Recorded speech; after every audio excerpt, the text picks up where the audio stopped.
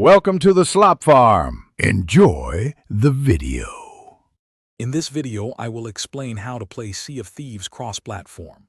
First, ensure your game is fully updated on both your PlayStation 5 and Xbox consoles. Crucially, all players need a Microsoft account to link their game progress and manage their friends list.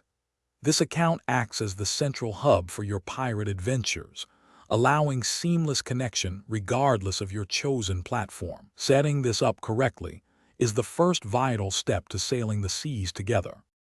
Once your Microsoft account is set up, connecting with friends is straightforward. You will use the Xbox Social Overlay or the in-game menu to add friends by their Xbox gamer tag.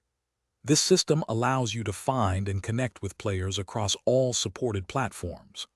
Once added, your friends will appear in your unified Xbox friends list, making it simple to see who is online and ready to set sail with you.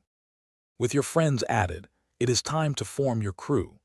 Launch Sea of Thieves and navigate to the main menu, where you can select either Adventure for the full experience or Safer Seas for a more private journey. Next, choose your desired ship size, perhaps a 2-person sloop or a 4-person galleon. Finally, invite your friends directly from your friends list into your crew before embarking on your next grand pirate adventure. Effective communication is key to a successful pirate voyage. Sea of Thieves offers robust in-game voice chat, allowing seamless communication with your crew across all platforms. Be sure to check and adjust your microphone and speaker settings within the game's audio options for optimal clarity.